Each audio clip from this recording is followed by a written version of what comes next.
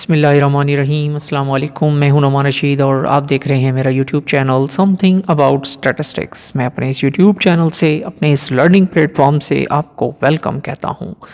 हम sampling and sampling distributions अपने video lecture से कवर कर रहे हैं। हमारा आज का जो टॉपिक है वो न्यूमेरिकल क्वेश्चंस है। हम आज पार्ट 3 पर आ गए हैं इस न्यूमेरिकल क्वेश्चंस की। हम डिफरेंट पार्ट्स इसके बना रहे हैं, हम डिफरेंट वीडियोस कवर कर रहे हैं इस सैम्पलिंग डिस्ट्रीब्यूशन की। तो आज का जो टॉपिक है वो हमारा जो है वो न्यूमेरिकल क्वेश्चंस का ही है। हम इसमें न्यूमेरिकल क्वेश्चन देखेंगे, लेकिन ये न्यूमेरिकल क्वेश्चन जो है वो सैम्पलिंग डिस्ट्रीब्यूशन ऑफ एक्स बार के हैं। तो अपनी वीडियो पर चलते हैं, अपने टॉपिक पर चलते हैं। अपने टॉपिक पर जाने से पहले एक छोटी सी गुजारिश कि जिन लोगों ने मेरा चैनल समथिंग अबाउट स्टैटिस्टिक्स अभी तक सब्सक्राइब नहीं किया तो काइंडली इस चैनल को सब्सक्राइब कर दीजिए और साथ बेल आइकन को हल्का सा पुश कर दीजिए ताकि लेटेस्ट वीडियो का नोटिफिकेशन आपको मिलता रहे। जी, हमारे पास एक पॉपुलेशन डिस्ट्रीब्यूशन दी गई है, तो इस क्वेश्चन की स्टेटमेंट भी आप देख लीजिए। आपको ये क्वेश्चन बिल्कुल वाज़ेह है, इसमें कोई चीज़ भी एक्सप्लेनेशन में नहीं आती। वो कहते हैं द रैंडम वेरिएबल एक्स। हमारे पास एक रैंडम वेरिएबल है जी, जो कि एक्स से डिनोट हमने किया हुआ है। ये एक्स वेरिएबल है हमारे पास, has the following probability distribution, और इसकी प्रोबेबिलिटी डिस्ट्रीब्यूशन दी गई है। और ये जो प्रोबेबिलिटी डिस्ट्रीब्यूशन दी गई है तो आप उसको प्रोबेबिलिटी डिस्ट्रीब्यूशन को भी देख सकते हैं कि ये प्रोबेबिलिटी डिस्ट्रीब्यूशन हमारे पास किस तरह की है कि साथ हमारे पास रैंडम वेरिएबल 4, 5, 6 एंड 7 है और उसके साथ उनकी कोरिस्पोंडिंग प्रोबेबिलिटीज़ दी गई हैं। हमारे पास 0.2 है, फिर इसी तरह करके 0.4 है, फिर 0.3 है और फिर हमारे पास 0.1 है। यानी कि हर रैंडम वेरिएबल की उसकी प्रोबेबिलिटी, उसकी कोरिस्पोंडिंग प्रोबेबिलिटी उसके साथ दे दी गई है। अब 4 की प्रोबेबिलिटी जो है 0.2 है, यानी कि ये असल में 4, 5, 6, 7 जो है ये हमारे पास पॉपुलेशन यूनिट हैं जो पॉपुलेशन के अंदर मौजूद हैं, और उनकी जो प्रोबेबिलिटी है हमारे पास 0.2 है, 0.4 है, 0.3 है और 0.1 है। अब सवाल ये आता है कि ये जो क्वेश्चन है हमारे पास, इसको हमने कैलकुलेशन क्या करनी है, क्या हमसे पूछा जा रहा है, उस पर हम देखते हैं। वो कहते हैं फाइंड द मीन, यानी कि हमें म्यू एक्स बार कैलकुलेट करना है, हमें सिग्मा स्क्वायर एक्स बार कैलकुलेट करना है, और स्टैंडर्ड एरर जी हमने सिग्मा एक्स बार कैलकुलेट करना है। किसका? एक्स बार का। अब सैंपल का साइज़ उन्होंने हमारे पास इस क्वेश्चन में दिया है 36। अब यहाँ पर एक बात सुन लीजिए, एक बात समझ लीजिए कि यहाँ पर स्टूडेंट अक्सर गलती करते हैं। अक्सर गलती ये करते हैं कि ये सैंपल का साइज़ हमें बनाना नहीं है, हमने इस पॉपुलेशन से सैंपल का साइज़ 36 ड्रॉ नहीं करना, बल्कि इसमें छोटी सी एक टेक्निकल बात है जो हमने आपसे डिस्कस करनी है। अच्छा, अब सवाल ये आता है कि इस टेक्निक में, इस क्वेश्चन में टेक्निक तो बताई नहीं गई है कि आपने विद रिप्लेसमेंट करनी है, विदाउट रिप्लेसमेंट करनी है, कौन सी टेक्निक है। याद रखिएगा कि एक तो ये पॉपुलेशन हमारे पास फाइनाइट पॉपुलेशन तो है, 4, 5, 6, 7 हमारे पास एलिमेंट हैं, लेकिन सैंपल का साइज़ हमारे पास इसमें लार्ज है। तो आप सबसे पहले जब ऐसी बात हो तो अपने करेक्शन फैक्टर को देखा करें कि n ओवर कैपिटल N, जिसको हम सैम्पलिंग फ्रैक्शन के नाम से जानते हैं। अगर आपके पास ये सैम्पलिंग फ्रैक्शन जो है जी, अगर इसका आंसर हमारे पास 0.05 या उससे ज़्यादा आता है, 0.05 या उससे ज़्यादा आता है, तो हम करेक्शन फैक्टर का इस्तेमाल करते हैं, जो हमारे पास n-n ओवर हमारे पास जो है जी वो n-1 कहलाता है।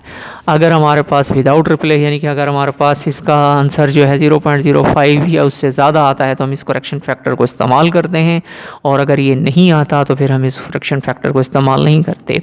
या सादा लफ्ज़ों में फिर हमारे पास सैम्पलिंग विद रिप्लेसमेंट जो विदाउट जो है वो बेसिकली क्या बन जाती है, वो विद रिप्लेसमेंट ही बन जाती है।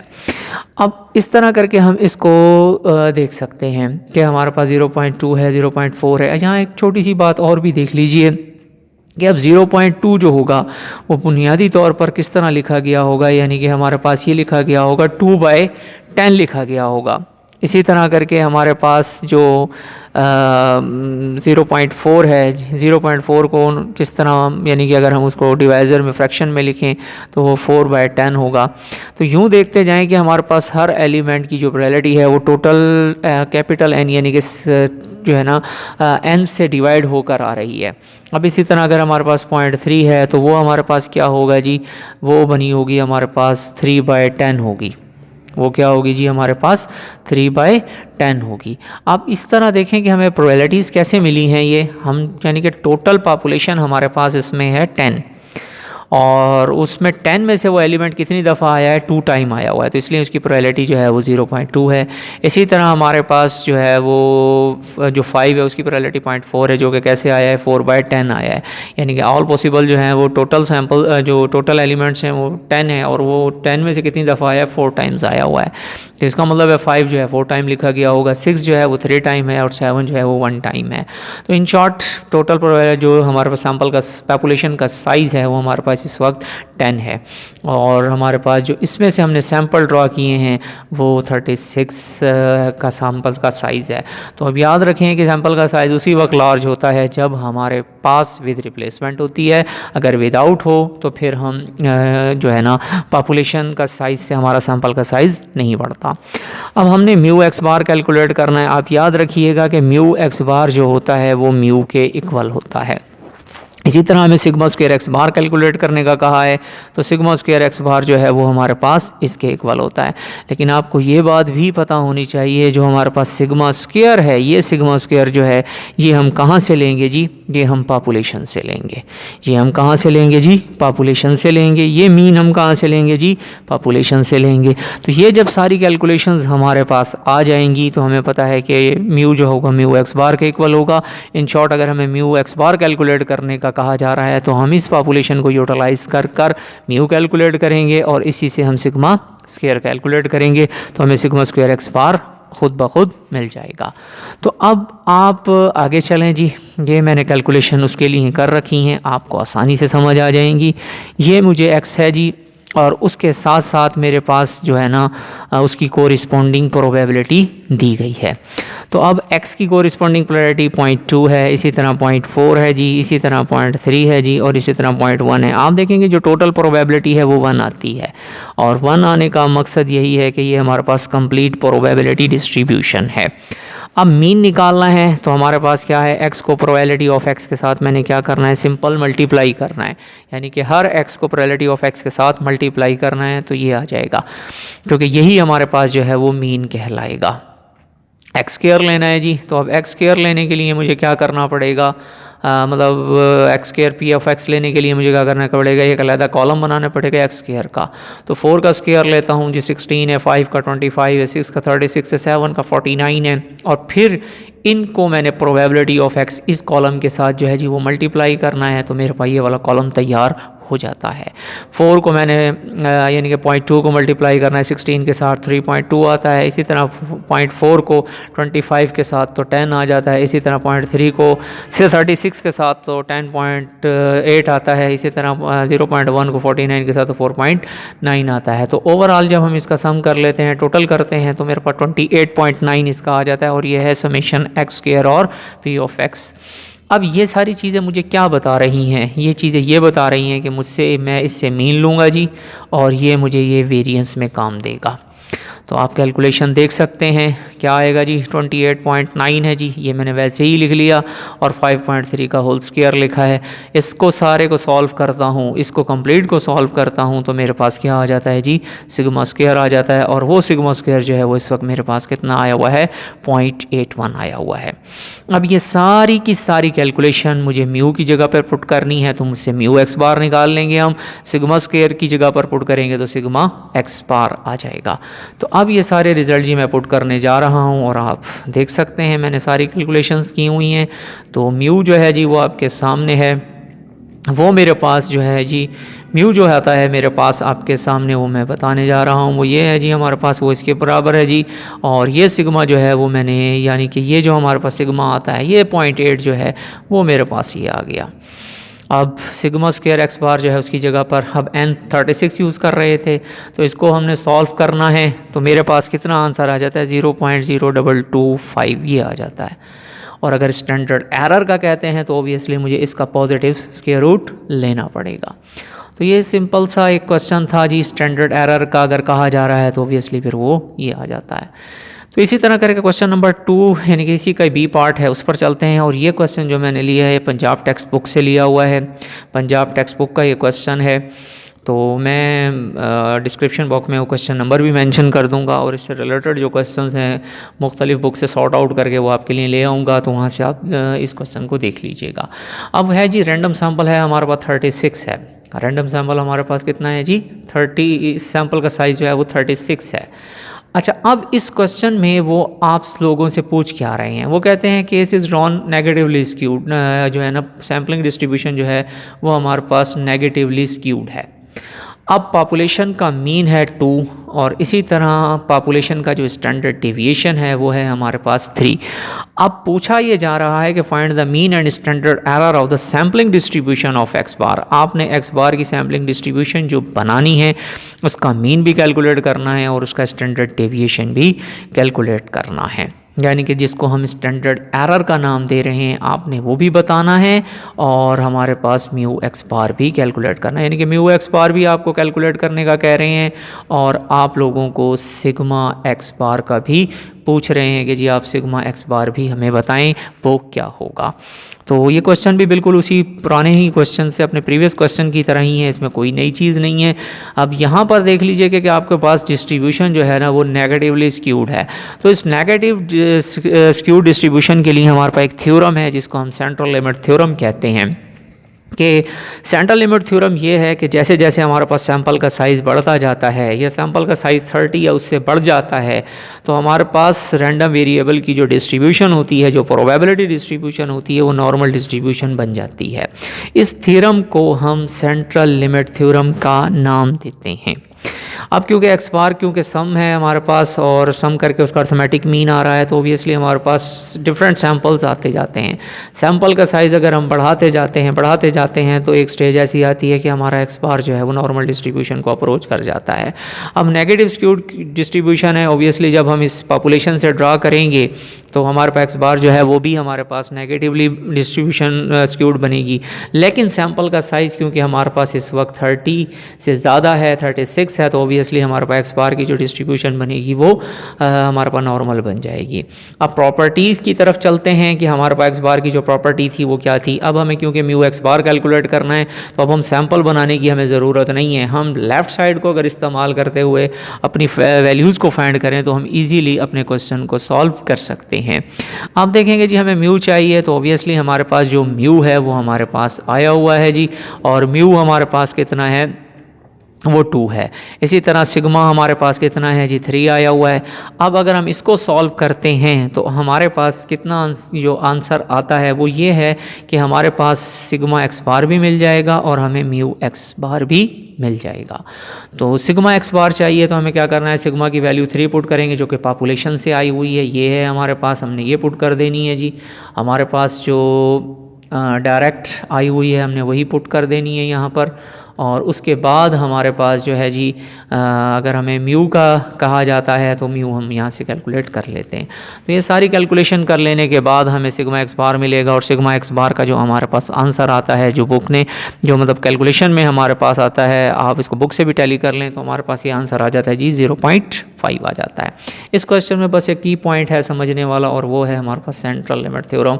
जब हम अपने न्यूमेरिकल डेफिनीशन को हम स्टडी कर रहे थे, थ्योरी को स्टडी कर रहे थे, तो इस थ्योरी में भी मैंने आप लोगों को ये डिटेल में आप लोगों को बताया था कि सेंट्रल लिमिट थ्योरम क्या होता है। बहरहाल ये क्वेश्चन इस तरह हम सॉल्व कर सकते हैं। अगले क्वेश्चन पर, इसके अगले ही पार्ट पर चलते हैं जी। अगला पार्ट जो है वो भी बिल्कुल इसी तरह ही है। इसमें हमारे पास सैंपल का साइज़ जो दिया जा रहा है वो है हमारे पास 100 दिया गया है। इसके बाद हमारे पास जो पॉपुलेशन का मीन है जी वो 30 है और पॉपुलेशन से जो आया हुआ स्टैंडर्ड डेविएशन है या जिसको हम सिग्मा के नाम से जाहिर करेंगे वो 30 है, वो 5 है। अब probability distribution of parent population is unknown, उन्होंने खुद बता दिया कि पेरेंट पॉपुलेशन जो है वो अननोन है। तो अब हमने मीन निकालना है यानी कि म्यू एक्स बार कैलकुलेट करना है। आप लोगों को म्यू एक्स बार कैलकुलेट कराया जा रहा है यहाँ पर भी, और साथ साथ आप लोगों को सिग्मा एक्स बार भी कैलकुलेट करने का कहा जा रहा है कि आप सिग्मा एक्स बार भी कैलकुलेट करें। तो अब ओबियसली ये भी क्वेश्चन उसी तरह का ही है जिस तरह हमारे पास प्रीवियस क्वेश्चंस थे, उसमें भी हम लोगों ने क्या करना था कि हमारे पास म्यू कैलकुलेट कर लेते हैं तो म्यू एक्स बार आ जाएगा, और सिग्मा कैलकुलेट करते हैं तो उससे हम सिग्मा एक्स बार हासिल कर सकते हैं उस रिलेशन से। तो अब पेरेंट पॉपुलेशन नॉर्मल नहीं है तो आपको पता है, लेकिन सैंपल का साइज़ हमारे पास लार्ज है, तो लार्ज सैंपल की वजह से हमारे पास ये डिस्ट्रीब्यूशन जो है वो नॉर्मल डिस्ट्रीब्यूशन को अप्रोच कर जाती है। तो म्यू एक्स बार कैलकुलेट करना है तो म्यू एक्स बार जो होता है वो इनडायरेक्टली हमारे पास किसके इक्वल होता है जी, ये अगर हम म्यू कैलकुलेट करेंगे तो बुनियादी तौर पर ये म्यू एक्स बार के ही इक्वल होगा, और सिग्मा की जगह पर हम सिग्मा पुट कर सिग्मा एक्स बार हासिल कर सकते हैं इसी रिलेशन से। अब यहाँ पर भी विद रिप्लेसमेंट का ही सहारा लेना पड़ेगा, क्योंकि पेरेंट पॉपुलेशन हमारे पास जो है जी वो मतलब फाइनाइट नहीं है। अगर वो फाइनाइट होती तो उसमें सैंपल का साइज़ गिवन होता और फिर हम करेक्शन फैक्टर लगा के चेक कर लेते कि आया हमारा करेक्शन फैक्टर जो है या सैम्पलिंग फ्रैक्शन जो हम बना रहे हैं वो 0.05 आंसर दे रही है या उससे छोटा दे रही है। तो हमारे पास फाइनाइट पॉपुलेशन नहीं है, पॉपुलेशन का साइज़ ही नहीं है, तो ऑब्वियसली फिर हम इसमें सैम्पलिंग विद रिप्लेसमेंट को ही यूज़ करेंगे। इससे अगले क्वेश्चन पर चलते हैं जी। अगला क्वेश्चन भी कुछ इसी तरह का ही है, लेकिन इस क्वेश्चन में आप लोगों को अब कैलकुलेशन के लिए म्यू नहीं दिया गया, बल्कि आप लोगों को क्या दिया गया है, इसमें ख़ुद से ही उन्होंने बनाकर पॉपुलेशन के एलिमेंट्स आप लोगों को दे दिए। अब इन पॉपुलेशन के एलिमेंट से आप खुद म्यू कैलकुलेट करेंगे और इन एलिमेंट से आप पॉपुलेशन के वेरिएंसेस कैलकुलेट करेंगे। आप लोगों को सैंपल का साइज़ ये दिया गया है 36, और दूसरी जो कोई पार्ट है उसमें दिया गया है 4। तो तरीक़ाकार दोनों का वही है कि आप लोगों ने इससे म्यू एक्स बार कैलकुलेट करना है जी, और दूसरे से हमने क्या करना है जी, सिग्मा एक्स बार कैलकुलेट करना है, यानी कि सिग्मा स्क्वायर एक्स बार। क्योंकि अगर हम स्टैंडर्ड एरर की बात करेंगे तो सिग्मा आएगा, और अगर हमारे पास वेरिएंस की बात करेंगे तो सिग्मा स्क्वायर एक्स बार आएगा। तो ये दोनों चीज़ें हमने कैलकुलेट करनी है। अब हमें म्यू नहीं दिया गया, बल्कि हमें क्या दी गई है, पॉपुलेशन दी गई है, तो इसको इस्तेमाल करके हम म्यू कैलकुलेट करेंगे और इसी से ही हम सिग्मा स्क्वायर कैलकुलेट करेंगे। तो ये मैंने अगले स्टेप पर जाकर किया है जी, आपको मैं दिखा देता हूँ। ये मेरे पास सारी कैलकुलेशंस हैं, इन कैलकुलेशंस को इस्तेमाल में लाकर मैं अपना म्यू कैलकुलेट कर रहा हूँ जी। ये हमारे पास समेशन एक्स आएगा और यहाँ से हमारे पास समेशन एक्स स्क्वायर आ जाएगा। तो इससे मैंने म्यू कैलकुलेट किया है, तो आप देख सकते हैं कि समेशन एक्स 442 है, कैपिटल एन 10 है मेरे पास। तो ये ऑब्जर्वेशन को काउंट कर लीजिए, 1 2 3 4 5 6 7 8 9 और 10। तो 42 और 10 पे डिवाइड करते हैं तो n मेरे पास इसको यानी कि अर्थमेटिक मीन आ जाता है 4.2। बिल्कुल इसी तरह समेशन सिग्मा स्क्वायर लेना है तो वो क्या आता है, summation x square over n minus summation x over n का होल स्क्वायर। तो इसको जब सोल्यूशन करता हूँ तो मेरे पास कितना आ जाता है, 3.16 आ जाता है। अब ये टर्म हमें पता है कि म्यू जो होता है म्यू एक्स बार के इक्वल होता है, तो ओबियसली म्यू जो है 4.2 है, तो हमें पता है कि म्यू एक्स बार भी 4.2 ही आएगा। इसी तरह सिग्मा स्क्वायर एक्स बार जो है वो हमने लेना है, तो सिग्मा स्क्वायर जो है वो 3.16 है, जो कि हम लोग यहाँ से हासिल कर चुके हैं, इस पेरेंट पॉपुलेशन से हासिल कर चुके हैं। और एन जो है वो 36 है, जो कि हमने सैम्पल ड्रॉ किया था, वो हमारे पास 36 का है। तो आपके पास जो फाइनल आंसर आता है वो आ जाता है 0.088, या राउंड करके हम लिख लेंगे। आप इसको देख सकते हैं कि ये सोल्यूशन वैसा का वैसा ही है। बस इस क्वेश्चन में सिर्फ फ़र्क इतना आया है कि इसमें म्यू हमें गिवन नहीं था, हमें वेरिएंस भी गिवन नहीं था, हमने खुद कैलकुलेट कर लिया। अब अगर विदाउट रिप्लेसमेंट वाले की बात करते हैं तो विदाउट रिप्लेसमेंट में भी हमें यही कुछ करना पड़ेगा।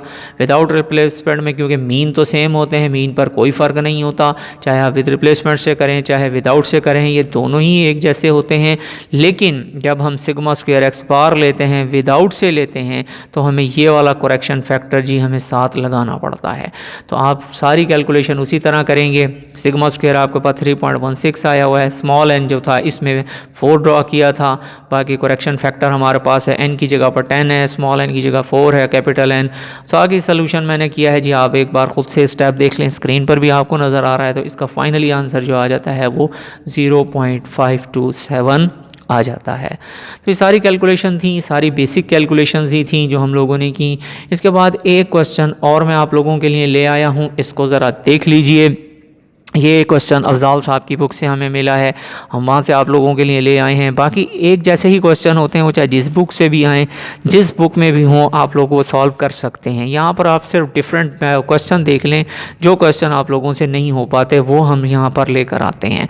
अब ये क्वेश्चन जो है अफजाल साहब की बुक में से हमें मिला है, मैं आप लोगों के लिए ले आया। अब इस क्वेश्चन के अकॉर्डिंग क्या है, ये पेरेंट हमारे पास पॉपुलेशन डिस्ट्रीब्यूशन दी गई है। अब यहाँ पर भी हमारे पास क्या है कि find the sampling distribution of mean, हमें एक्स बार की सैम्पलिंग डिस्ट्रीब्यूशन पहले तो बनानी है। अब if the sample of number 2 है, और वो भी हमने किससे ड्रॉ करने हैं जी, विदाउट रिप्लेसमेंट से, यानी कि हमारे पास सैम्पल का साइज़ इसमें जो है वो 2 दिया गया है, और वो भी हम लोगों ने के पास कौन सा है जी, विदाउट रिप्लेसमेंट की टेक्निक से हमने इसमें सैम्पल ड्रॉ करने हैं। तो आप सबसे पहले मैंने आपको यही बताया था कि आप अपनी टेक्निक देखिए करें कि विद रिप्लेसमेंट है या विदाउट है, तो ऑब्वियसली इसमें विदाउट का बात कर रहा है। लेकिन अब ये याद रखें कि ये पेरेंट पॉपुलेशन हमारे पास दी गई है, लेकिन इसके साथ इसको प्रोबेबिलिटी की शक्ल में लिखा गया है। अब पहले इसको प्रोबेबिलिटी को, यानी कि इसको फ्रीक्वेंसी या प्रोबेबिलिटी डिस्ट्रीब्यूशन को हम जो है ना डिस्ट्रीब्यूशन को हम जो है क्या कहेंगे, रॉ डाटा की शक्ल में लेकर आएंगे, ताकि हम अपने सैम्पल्स बना सकें। क्योंकि इन क्वेश्चन में हमें सैम्पल बनाने का कहा जा रहा है, सैम्पलिंग डिस्ट्रीब्यूशन बनाने का कहा जा रहा है। इससे पहले वाले जो क्वेश्चन हमने किए थे उसमें सैम्पलिंग डिस्ट्रीब्यूशन बनाने का हमें नहीं कहा गया था, हमें डायरेक्ट म्यू एक्स बार का और सिग्मा एक्स बार का पूछा गया था। लेकिन इस क्वेश्चन में हमें सैम्पलिंग डिस्ट्रीब्यूशन बनाने का कहा गया है, तो ऑब्वियसली फिर हमें सैम्पलिंग डिस्ट्रीब्यूशन बनाने के लिए पहले सैंपल ड्रॉ करने पड़ेंगे, फिर सैंपल के मीन निकालने पड़ेंगे, फिर सैम्पलिंग डिस्ट्रीब्यूशन बनेगी, फिर उसका मीन और फिर वेरिएंस कैलकुलेट होगा। तो मैं इसको लिखूंगा कैसे, अपनी इस फ्रीक्वेंसी टेबल को या इस प्रोबेबिलिटी डिस्ट्रीब्यूशन को मैं किस तरह बनाऊंगा, पहले तो ये देखें। अब ये लिखा हुआ है जी मेरे पास इस वक्त 1/6 लिखा हुआ है, यानी कि 4 की जो प्रोबेबिलिटी है 1/6 है। तो इसका मतलब ये है कि टोटल हमारे पास सैंपल जो होंगे, नंबर एलिमेंट जो होंगे वो 6 होंगे, और ये 1/6 का मतलब क्या है कि वो 4 जो है हमारे पास 1 टाइम आया हुआ है, 6 में से एक दफ़ा आया हुआ है। इसी तरह 8 जो है उसकी प्रोबेबिलिटी 2/6 है, तो इसका मतलब है वो 6 में से कितनी दफ़ा आया हुआ है, 2 टाइम आया हुआ है। तो ऑब्वियसली वो हमारे पास 8 जो होगा वो 2 टाइम लिखा जाएगा, मैंने नीचे लिखा हुआ है आप देख सकते हैं। इसी तरह करके हमारे पास जो है 12 जो है वो 6 में से 2 दफ़ा आया हुआ है, तो ऑब्वियसली वो हमारे पास 2 टाइम लिखा जाएगा। फिर इसी तरह 16 जो है वो 6 में से एक दफ़ा आया हुआ है, तो वो 1 टाइम लिखा जाएगा। अब ये हमारे पास पॉपुलेशन बन चुकी है, इस पॉपुलेशन से हमने सैम्पलिंग डिस्ट्रीब्यूशन सैंपल बनाने हैं, फिर इस सैंपल से हमने सैम्पलिंग डिस्ट्रीब्यूशन बनानी है, और ये सारी कैलकुलेशन है। मैंने पहले स्टेप में इनका मीन कैलकुलेट कर लिया है जी, आप देख सकते हैं मैंने मीन कैलकुलेट किया है। तो इसका मीन जो आता है, तो इसका जो मीन आता है वो मेरे पास कितना आ जाता है, 10 आ जाता है। फिर इसी तरह इसका जो सिग्मा स्क्वायर है वो मैंने कैलकुलेट करके निकाला है, तो 14.67 आता है। लेकिन मुझे आगे कैलकुलेशन के अंदर सिग्मा की ज़रूरत पड़ेगी, यानी कि स्टैंडर्ड डेविएशन की ज़रूरत पड़ेगी। तो मैंने इसी का ही पॉजिटिव स्क्वायर रूट ले लिया है, तो मेरे पास क्या आ जाता है, सिग्मा आ जाता है, और 3.83 इसका आंसर बनता है। बस जी आगे मैंने सैंपल ड्रॉ किए हैं, और सैंपल ड्रॉ करना हमारे लिए वही तरीकाकार है जो हमने पहले ड्रॉ किए हुए थे, विदाउट रिप्लेसमेंट से हैं, फिर उसका मीन निकाला है, फिर उसकी सैम्पलिंग डिस्ट्रीब्यूशन बनाई है। ये कोई नया काम नहीं है, वही पुराना काम है जो हम पहले करते आए हैं। उसके बाद जाकर जी हमने इसको वेरिफिकेशन तक ले आए हैं, और वेरिफिकेशन आपके सामने है। तो यहाँ तक कोई पुराना काम ही था जो मैंने आप लोगों के सामने किया। इसको एक बार स्क्रॉल डाउन करके मैं आपको दिखा देता हूँ, आप देख सकते हैं मैंने इसको वेरीफाई कर लिया है। तो सिग्मा एक्स बार और हमारे पास ये दोनों आंसर एक जैसे आ गए हैं। आप इनको देख लीजिए, इन दोनों आंसर्स में कोई फ़र्क नहीं आता, यानी कि सिग्मा एक्स बार जो है बेसिकली हमारे पास किसके इक्वल आ जाता है, 2.422 के इक्वल आ जाता है। और विदाउट रिप्लेसमेंट है तो आपको पता है कि म्यू एक्स बार जो होता है वो म्यू के इक्वल ही आ जाता है। बस इस क्वेश्चन में और इससे पहले क्वेश्चन में बुनियादी फ़र्क यही था कि उसमें हमसे सैम्पलिंग डिस्ट्रीब्यूशन नहीं पूछी गई थी, इसमें हमसे सैम्पलिंग डिस्ट्रीब्यूशन पूछी गई है। तो हमें सारे सैंपल भी ड्रॉ करने पड़ रहे हैं और ये सारी कैलकुलेशन हमें करनी पड़ रही है। तो पहले आप लोगों ने इस पॉइंट को समझ लेना है कि ये किस तरह आएगा। हमारे पास 1/6 है, तो इसका मतलब है कि 4 जो है 6 में से एक दफ़ा आया हुआ है। 8 की जो प्रोबेबिलिटी है वो 2/6 है, तो इसका मतलब है 6 में से 2 दफ़ा आया हुआ है, तो उसको 2 टाइम मैंने लिख लिया जैसे यहाँ पर लिखा। अब ये प्राइम डालने का मकसद आप लोगों को समझा देता हूँ कि 12 है और उसके ऊपर मैंने एक के ऊपर प्राइम डाला हुआ है। ये प्राइम इस चीज़ की अलामत है कि पहला एलिमेंट दूसरे से डिफरेंट हो जाए। इसको नुमाया करने के लिए, इसको प्रोमिनेंट करने के लिए मैंने इसके ऊपर प्राइम की अलामत डाल दी, ताकि ये पता चल सके ये 8 वो वाला नहीं है, ये दूसरा 8 है। ये 12 जो है ये वाला, और ये मतलब एलिमेंट तो एक ही हैं, नंबर तो एक ही हैं, लेकिन ये है कि ये 2 दफ़ा आया हुआ है, तो इसके ऊपर प्राइम डाल दिया ताकि इनको डिफ्रेंशिएट कर सकूं, इनमें फ़र्क कर सकूं। क्योंकि जब मैंने सैंपल बनाने हैं तो सैंपल बनाने में मुझे बार बार लिखने से बच सकूं। तो पहला सैंपल 4 8 है, 4 8 प्राइम बनेगा, यानी कि 8 का दूसरा एलिमेंट आएगा, 4 12 बनेगा, फिर 4 12 प्राइम आएगा, फिर 4 16 आएगा, फिर 8 प्राइम, और ये सारे मैंने सैम्पल्स आपके सामने बना लिए हैं। तो प्राइम डालने का जो मकसद था वो सिर्फ इतना ही था, ताकि आपको पता चल सके कि ये एलिमेंट जो है वो दूसरा एलिमेंट है, ये वो वाला एलिमेंट नहीं है जो 12 था। यानी कि 12 ही है, लेकिन ये 2 टाइम आया हुआ है, तो पहले को वैसे ही रहने दिया और दूसरे को प्राइम के साथ उसको प्रोमिनेंट कर दिया, उसको नुमाया कर दिया। तो ये जी हमारे पास सारे क्वेश्चंस थे, ये आपके सामने स्क्रीन पर मैं इस वक्त दोबारा दिखा देता हूँ, आप देख लें। इससे रेलिवेंट क्वेश्चंस अगर आप लोगों को डिफ़िकल्टी होती है, कोई टफ़ है, तो आप मेरे से डिस्कस करें। मेरा व्हाट्सएप ग्रुप है, मैंने उसका लिंक जो है अपने यूट्यूब चैनल पर ही दिया हुआ है, आप वहाँ पर मुझे फॉलो कर सकते हैं, मुझे रिसर्च गेट पर फॉलो कर सकते हैं। फेसबुक पर मेरा पेज है समथिंग अबाउट स्टैटिस्टिक्स, आप उसको लाइक करें, उस पर कमेंट्स करें, उस पर डिस्कशन करें। मिलेंगे इंशाल्लाह अपनी नेक्स्ट वीडियो में, जब तक के लिए बहुत सा अपना ख्याल रखिएगा, मुझे दुआओं में याद रखिएगा। अल्लाह हाफ़िज़।